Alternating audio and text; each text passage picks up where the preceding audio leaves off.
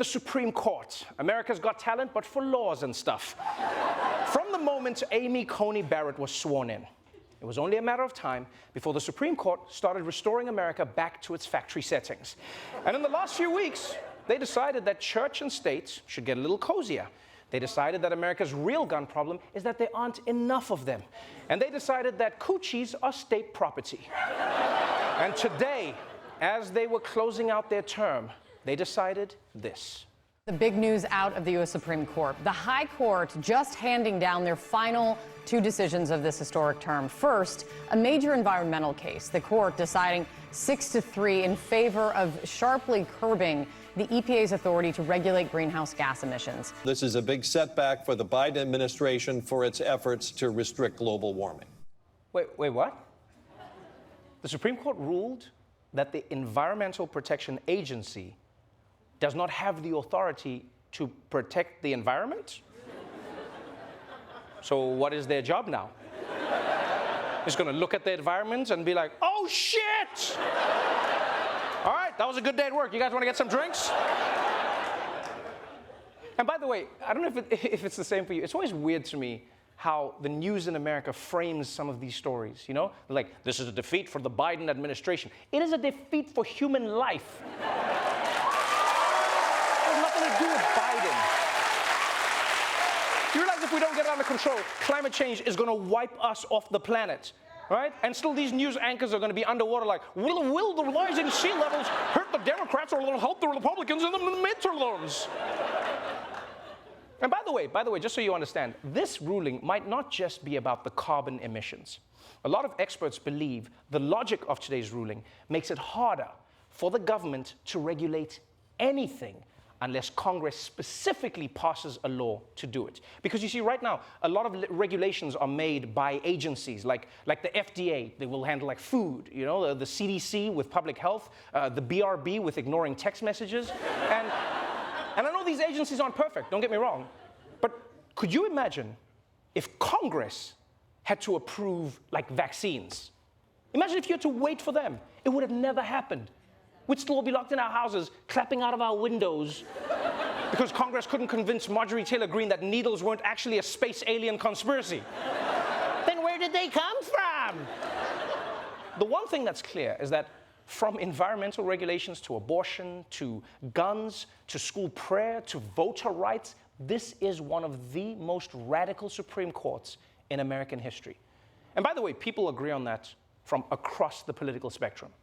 You know, Rachel Maddow is like, this is so radical, and Sean Hannity is like, this is so radical! Woo! And they're also imposing their power on a country that for the most part, isn't on board with any of it.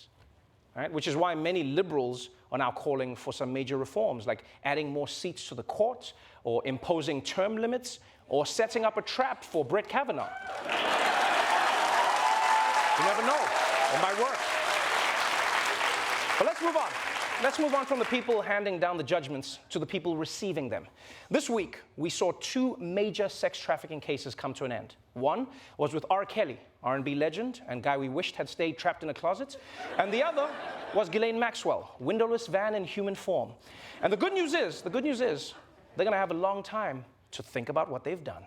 Grammy-winning singer and songwriter R. Kelly has been sentenced to 30 years in prison for racketeering and sex trafficking. Kelly was convicted of running a criminal enterprise that recruited women and young girls for sex. 20 years behind bars for convicted sex trafficker Ghislaine Maxwell. The 60-year-old was found guilty of conspiring with the late financier and convicted sex offender Jeffrey Epstein to sexually abuse and traffic young girls. Yeah, that's right. R. Kelly is getting 30 years in prison, and Ghislaine Maxwell is getting 20.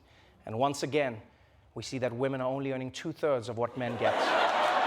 Shame on you, America. Shame on you. She did all that work, and Jeffrey Epstein, a man, still got all the credit. Not to mention, she gets sentenced for 20 years, but Jeffrey Epstein, he was in prison for what, a few weeks? Huh?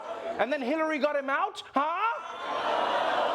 You know what's crazy about this thing is how everyone has a conspiracy theory about Jeffrey Epstein or who's going to come for Ghislaine Maxwell, everyone. But what I've noticed is it depends on what people's politics is, right? Some people, it's going to be Donald Trump. It's going to be Hillary that'll kill it. It's going to be the royal family, Illuminati. You know, I was thinking, wouldn't it be funny if everyone was right? Like, what if all these powerful people were involved and then, like, they all bump into each other on the way to Ghislaine Maxwell's cell? You know, they just get there and it's like, oh my God, crooked Hillary. What are you doing here? Oh, wait, were you also so embarrassing? I was gonna, oh, and the Queen as well. What are you doing, Queen? It's an honor. And she's like, I'm just here to protect my embarrassing son. You know what that's like, Donald? Eric is not my son. He's not my son. Don't say that, Queenie. So Ghislaine's sentence, R. Kelly's sentence, and I'll tell you what, whichever prison R. Kelly is going to is getting a major upgrade. Say what you want, that dude is gonna dominate the prison talent show. Yeah, I'm sorry, the guy who won last year, nobody gives a shit about your juggling act now. In fact, whichever prison R. Kelly goes to, they better jack up the security.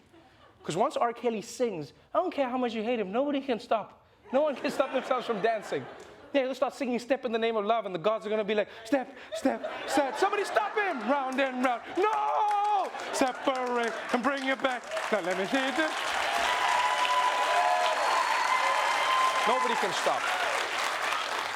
By the way, I wish they would have given us that song and taken R. Kelly with it. Like, the song is so good. They should have just said the song did nothing. You could have adopted the song like a child. Well, I'll look after this song. But anyway, yeah. Justice has been served. And let this be a lesson to other prominent sex traffickers. The law will catch up with you after letting you totally get away with it for like 25 years. You watch out. You watch out. Doesn't matter. Kelly, Ghislaine Maxwell, with Jeffrey Epstein and the Prince and all of that. Oh, and speaking of the royal family, this week, we found out that Prince Charles, the Queen's slightly less embarrassing son, has a very unusual way of funding his charities. Royal sources say tonight that Prince Charles will no longer personally handle large cash donations for his charities. The prince came under fire over reports he'd been handed a cash donation totaling €3 million, some of it stuffed into a suitcase from a former Qatari prime minister several years ago. Clarence House, which is where Prince Charles lives, says the money was all charitable donations. Clarence House says it followed the correct processes regarding those donations. Royal officials say they dispute many of the details in that report. Yeah, so in case you're a little bit lost, it turns out after an investigation, they found that Prince Charles had received suitcases full of cash from a Qatari, right? And he was like, this is for my charity, and now says, I realize this was wrong and I will now no longer do it. But I love how they say Prince Charles will no longer accept suitcases full of cash. Like he just realized this was a shady thing to do. He's like, all right, no cash in a suitcase. From now on, it's just bags of cocaine, okay? Well, no, not that, okay, come on, I can't do anything, come on. How are you gonna act like this is the first time you figure that? Like, I don't care what it's for. Suitcase full of cash is always shady. If your grandmother gives you $5 for your birthday, but she slips it to you in a suitcase, your grandmother's up to some shit. Because they say this was for Prince Charles's charity. My only question is, what kind of charity is it that needs to be paid in all cash? Huh? What is it? Got its headquarters in a strip club? Huh? It's like, this money will do a lot of help against poverty. In fact, here comes poverty right now. Here you go, poverty. Shake that ass, girl. Shake it, poverty. Shake it. And you know, this is one of those things that shows you the difference between normal people and really powerful people. Right? It doesn't matter if it's Prince Charles or American politicians, African presidents. Right? They just get to say, we made an error in judgment, and so we're going to use this money to spend some time in Saint-Tropez thinking about what we've done. We're so sorry. But as a regular person, if the government finds you with a suitcase full of cash from anywhere, there's no apologizing. Probably going to end up with a front row seat to one of those R. Kelly prison concerts. That's where you'll be. Side to side, step back. Don't play around. Okay, let's move on. Let's move on to a good story about people getting tons of money. Now, many people may or may not know this, but there was a time in America where black people had their rights and property taken away from them. And it was a period known as all of human history.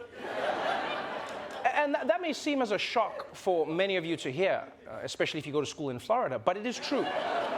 And unfortunately, most black people who lost their land have had no way to find justice. But after nearly 100 years, one family in Manhattan Beach, California, is finally getting a little of what they deserve. Prime Southern California beachfront property is being returned to its rightful and original owners more than 100 years after officials actually took this land from a black family. LA County leaders voted to give it back to the descendants. The property was originally bought in 1912. The original owners turned it into a resort for black families since they were barred from many of the beaches. White neighbors soon targeted that property with racist threats and harassment. The city eventually seized the property in 1929, claiming eminent domain. Well, now the county is going to lease the land back to the current heirs and then give them the option to sell it for themselves down the road. The Bruce family originally bought that land for just over $1,200. Now it's worth about $20 million. Yeah, that's right. That is amazing. That is amazing. Long time coming true. The government is giving these people back their land. Although that's just proof that climate change is real. Yeah. All of a sudden, the government is like, you know what? The oceanfront property can go back to the black people. Here, take it, take it, take it, take it. You're like, why? Ah, don't worry, take it. No, but for real, this is great news. It's great news for that family, great news for justice. And it's especially exciting because now there's a black beach. Yeah, because I've seen white beaches. They've got people surfing, playing volleyball, sunbathing, you know. But this is going to be a black beach. And you know what that's going to be like? It's going to have people surfing, playing volleyball, sunbathing. What did you think I was going to say, huh? You thought it was going to be different because of black? You racist! Every one of you thought something, you racist! What, you thought a black beach was going to have drive-bys, huh? And people yelling at the movie screen? Educate yourself! I like to relay racism traps just to see who comes out. Anyway, this is the thing people don't seem to realize, right, with the story.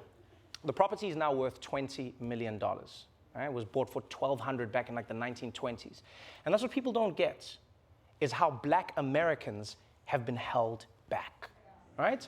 People always say, oh, come on, can't we move on in this country? That was a long time ago. Yeah, exactly.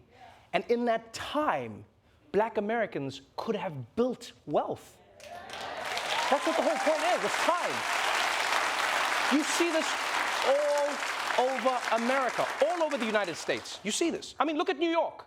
People are living in brownstones that are worth $20 million because their great-grandparents bought it for like 3 chickens. That's money now, right? You can use that as leverage. You can get student loans. You can buy other things. That's money, and it shows you how powerful generational wealth is. If it is taken away from you, it can cripple your family forever. It's like how anything that happened generations ago can still affect you today. Like if your great-grandfather spent like your entire family's savings and bought Coca-Cola stock back in 1920, you're set for life. But if your great-grandfather bought RC Cola stock back in the 1920s, well, that's probably why you're working 2 jobs, you know? And it's like we talk so much about systemic problems, but generational wealth is a systemic solution. So people don't see. You want this to happen. You want society to give everyone a chance to build on generations of success so that eventually families of all races can come together to avoid paying estate tax together. It's powerful. It's inspirational. All right, that's it for the headlines. But before we go to a quick break, let's check in on the stock market with our finance expert, Michael Costa, everybody. Good to see you, Michael. I know it's been crazy. What is happening in the market today, man? Well, you know, I am crushing the market. I mean, I am seriously. Even when I lose money, I make money, all right? So, and I got a hot tip for you, and I got a hot tip for you, all right? So pay attention. Look, this is the last day of second quarter trading, and this is a bad quarter, okay?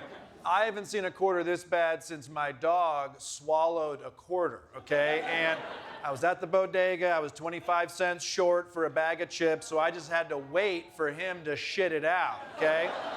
What can I say? I love Cool Ranch Doritos, okay? But Trevor, look. Thanks for clapping at that. Look, this is a brutal chart. I mean, this looks like the flight pattern of 3 pigeons on ayahuasca, okay? Now, nobody got hit harder than Bed Bath & Beyond, okay? Take a look at this chart right here. This looks like one of their deflating air mattresses that they sell. I mean, it starts out pretty good, then you sit on it the first time and you know. The problem with Bed Bath & Beyond is they didn't adjust their business model. They say they're a home goods store. Nobody can afford to buy a home anymore. Am I right? You know, yeah. Now, oh, that story about the black family getting their beach back. Yeah, that's an amazing story. I love that story. I mean, that is, as a white man, I support that story. You Yeah? know, I'm serious. They were there first. They owned it, you know? Now, it does bring up a question that I have for the black community, okay? Does that mean that you're going to give us back the NBA?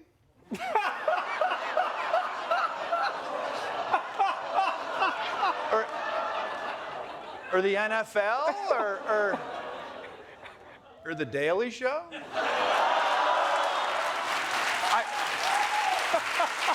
I promise you a hot tip, all right? The stock market's trash. Throw your money in a suitcase. I'm Michael Koss. This is probably my last day. Thank you very much.